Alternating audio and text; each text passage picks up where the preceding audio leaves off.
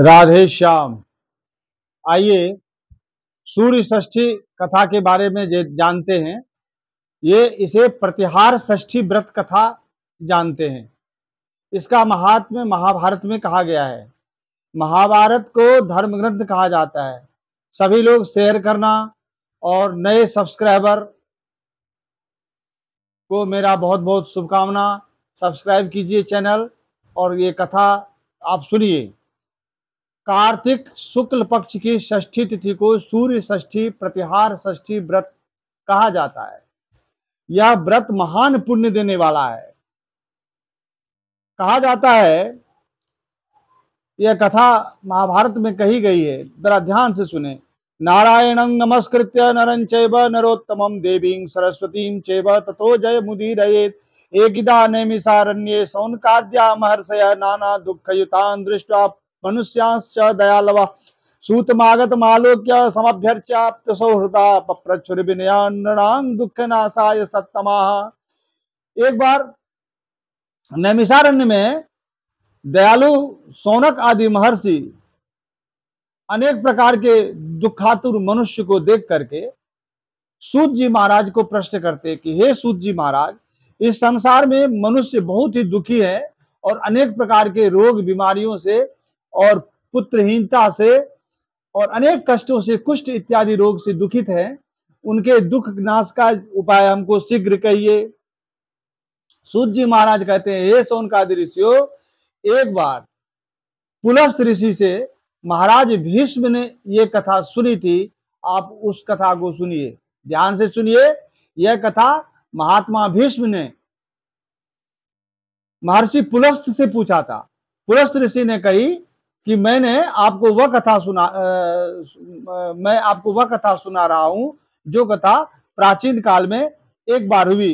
प्राचीन सुंदर समय में शृणुध्वं कथयिष्यामि पुरावृत्तम मनोरमम शृण्वताम पठताम नृणाम महापातक नाशनम। यह कथा महापातक को नाश करती है। आसीत क्षत्रिय दायाद सर्वेशाम द्रोह किन्नृणाम परोत्सवम न सहते भूपो दुष्ट मतिर्बली। एक क्षत्रिय राजा था जो सभी से द्रोह करता था और दूसरे के उत्सव को सह नहीं सकता था। बड़ा ही दुष्ट मति था। प्राग जन्म कृत दोषे न कुष्ठ रोगातुरो भवत। ऐसे लोग, ऐसे राजा महान कुष्ठ रोग से व्याकुल हो गए। सभी जगह इसका उपचार करके देखा तो उनको कोई इसका उपचार नहीं मिला। कोई उपाय से उनका कुष्ठ रोग नहीं ठीक हुआ। एक बार राजा के राज में घूमते घूमते एक तेजस्वी ब्राह्मण आए।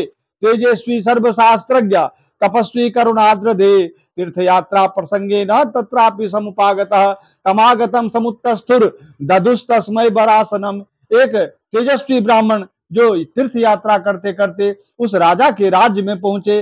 राजा ने उस ब्राह्मण को बहुत सत्कार किया और सत्कार करके प्रणाम करके पूछा कि हे ब्राह्मण, आप तो बड़े ही महान तेजस्वी और ज्ञानी दिख पड़ रहे हैं। आप मुझे इस महान कुष्ठ रोग से बचने का उपाय बताइए। जिस स्त्री के संतान मर जाते हैं और जो दरिद्र है और जिस स्त्री को पति ने छोड़ दिया है, उस स्त्री के लिए कौन सा ऐसा व्रत या कौन सी पूजा है जिस करने से वो सब ठीक हो जाएगा, वह सुखी हो जाएगा। है ये बात सुन करके जो राजा राजकुमार राज्य से निकाले गए हैं, जो मूर्ख हैं, उन सब का दुख दूर कैसे होगा। वे दयालु ब्राह्मण उनकी बात सुन करके विचार करने लगे और उन्होंने कहा कि यह सब सूर्य देवता की दया से पाप पुंज का नाश होने से ही यह दुख दूर होगा। सुनिए राजा, ब्राह्मण देवता ने कहा कि देख लीजिए, एक सूर्य भगवान का व्रत है। उस व्रत को यदि आप करते हैं तो आपका सब दुख दूर हो जाएगा। ब्राह्मण ने राजा को सूर्य भगवान की पूजा की तिथि बताई। उन्होंने कहा कार्तिके शुक्ल पक्षे तु निरामिष परो भवेत पंचम्यामेक भोजी स्याद वाक्यं दुष्टं परित्यजेत। कार्तिक शुक्ल पक्ष के पंचमी में एक भुक्त भोजन करके दुष्ट वाक्य इत्यादि का परित्याग करें और अपशब्द न बोले और भाव दुष्ट वस्तु न खाएं, अपशब्द न सुने और श्रद्धा युक्त होकर के, पवित्र होकर के, क्रोध से शून्य होकर के भूमि पर शयन करें और षष्ठी में निराहार व्रत करके सायंकाल फल फूल आदि पूजा सामग्री लेकर के नदी के तीर पर जाएं। सुंदर चंदन, धूप, दीप तथा घी में पकाए हुए नाना प्रकार के दिव्य नैवेद्य एवं गीत उत्सव, नाच बाजा इत्यादि करके उत्सव करें। पूर्ण भक्ति से सूर्य की पूजा करके अर्घ दें। अर्घ में जल, लाल चंदन, अक्षत, तिल, दूर्वा, लाल फूल, करवीर आदि उत्तम प्रकार के नाना प्रकार के फल, रेशमी वस्त्र लेकर के दोनों घुटने से जमीन में रोप करके तांबे के पात्र में जल में खड़े होकर के सूर्याभिमुख होकर के ये आप सायंकाल में अर्घ दें और तेज के भंडार स्वरूप सूर्य भगवान को अर्घ दे करके प्रदक्षिणा कर बार बार प्रणाम करें। रात भर जागरण करें, प्रातः काल पुनः सूर्य अर्घ दे करके पूजन करके आप जो है व्रत को खोलें। मंत्रे ये भी प्रदातव्यम भास्वते दीप्तते जैसे अर्घ्यम प्रदक्षिणाम कृत्वा प्रणमेव पुनः पुनः, बार बार प्रणाम करें और मंत्र कहें ओम नमो भगवते तुभ्यम नमस्ते जात वेद से दत्तम अर्घ्यम मया भानो तम गृहान नमोस्तुते ज्योतिर्मय विभो सूर्य तेजो रासे जगतपते अनुकंपय मांग भक्त्या गृहान अर्घ्यम दिवाकर। इन मंत्रों से भगवान सूर्य को अर्घ दें और इस प्रकार से अर्घ दे करके भगवान सूर्य से प्रार्थना करें तो टीबी, मिर्गी, कुष्ठ आदि रोग से युक्त जो क्षत्रिय बालक है वो 3 वर्ष में ही शुद्ध होकर के व्रत के प्रभाव से सुंदर रूप वाला, बलवान और चित्ताकर्षक हो जाएगा। पुत्रहीन व्यक्ति पुत्रवान और मरे हुए पुत्र वाला का भी पुत्र जीवित हो उठता है, ऐसा इस व्रत का प्रभाव है। जिस स्त्री को उनके पति ने छोड़ दिया है, परदेश चले गए, उनकी भी मति शुद्ध हो जाएगी, वो भी परदेश से आ जाएंगे। कहते हैं इस प्रकार से यह व्रत सभी प्रकार का पुण्य फल देने वाला है। उस राजा का कष्ट दूर हो गया। उसी क्षेत्र में एक आसीत तत्र दरिद्रो यह सद ब्राह्मण कुलोद्भव विद्याहीन कुमारस्य भिक्षुरे गृह विवर्जिता। एक दरिद्र ब्राह्मण रहता था जो कि मूर्ख भी था, अविवाहित था और भिक्षा किया करता था, घर नहीं था और भोजन वस्त्र का भी कोई उसके ठिकाना न था। वो घूमता घूमता एक दिन उसी राजा के दरबार में पहुंचा और राजा से महिमा सुन करके व्रत करने लगा। कहते हैं वो ब्राह्मण उस व्रत के प्रभाव से 1 वर्ष में ही उसका पढ़ने लिखने में मन लग गया और बहुत ही विद्वान ब्राह्मण हो गया और अपने विद्या के कमाए हुए धन से उसके घर में शुभ कार्य होने लग गए, महान उत्सव होने लग गया और धन संपत्ति से परिपूर्ण हो गया।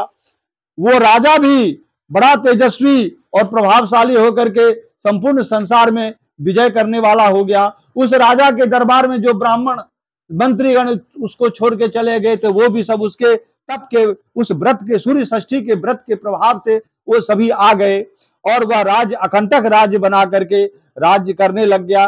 कहते हैं जो भी इस सूर्य षष्ठी के व्रत को विधि विधान पूर्वक करता है और वह इस दिव्य कथा को सुनता है और ब्राह्मण को बढ़िया स्वर्ण इत्यादि दक्षिणा देता है, प्रसाद पवाता है, वह विधि विधान से इस संसार में धन सुख से युक्त होकर के सभी रोग दुख से दूर होकर के परिपूर्ण होकर के भगवान सूर्य की कृपा से वह उत्तम लोक को चला जाता है। श्रृण्वन्ति ये कथांग दिव्यांग भक्ति भाव समन्विता गंगादि सर्व तीर्थानं लभन्ते पुण्यम उत्तमम।